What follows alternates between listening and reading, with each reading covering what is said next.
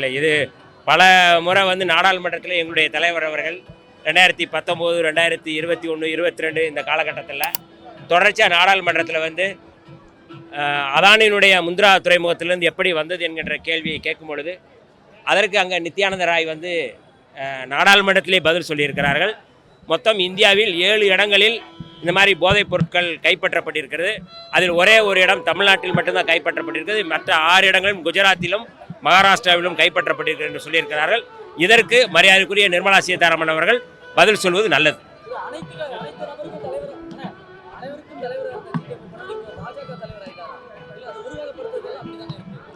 இல்லை, அதாவது வந்து எல்லோரும் கொண்டாடுகிறார்கள்.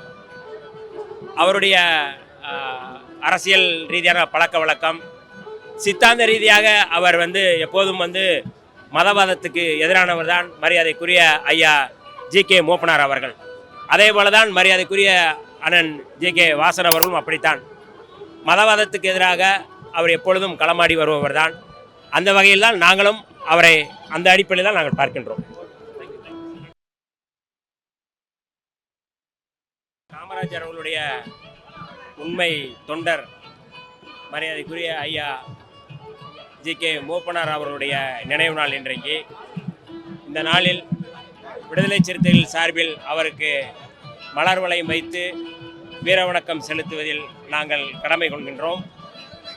1999ஆம் ஆண்டு தேர்தல் பாதைக்கு விடுதலை சிறுத்தைகளை தேர்தல் பாதைக்கு அழைத்து வந்தவர் மக்கள் தலைவர் மரியாதைக்குரிய ஐயா மூப்பனார் அவர்கள்.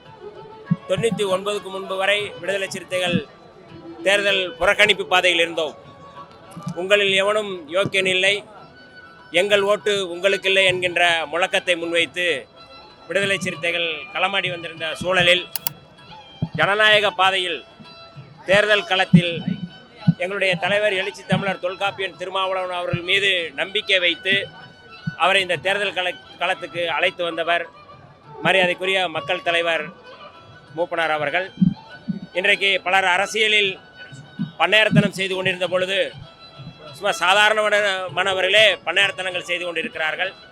ஆனால் உண்மையான பண்ணையார் அவர்கள் மூப்பனார் அவர்கள் மக்கள் தலைவராக ஏழை எளிய மக்களோடு இருந்து பழகியவர். அவருக்கு இந்த நேரத்தில் நாங்கள் விடுதலை சிறுத்தைகள் அஞ்சலி செலுத்துவது என்பது எங்களுடைய கடமை. அந்த அடிப்படையில் இன்றைக்கு ஐயா அவர்களுக்கு எங்களுடைய செம்மார்ந்த வீர வணக்கத்தை தெரிவித்துக் கொள்கின்றோம்.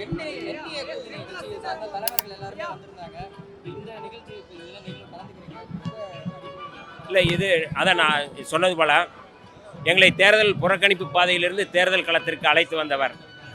நாங்கள் எப்பொழுதும் ஐயா மூப்பனார் அவர்களோடு பெருத்த அன்பு கொண்டிருப்பவர்கள்.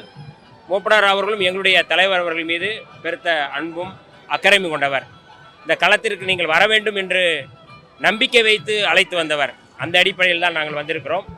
அவர் மீது எப்போதும் தனிப்பட்ட முறையில் நாங்கள் நம்பிக்கையும் அக்கறையும் கொள்பவர். அதே போல் அவருடைய புதல்வர் மரியாதைக்குரிய அண்ணன் ஜி.கே. வாசன் அவர்கள் எப்போது பார்த்தாலும் எங்கள் மீது அன்பும் அக்கறையும் கொள்பவர்.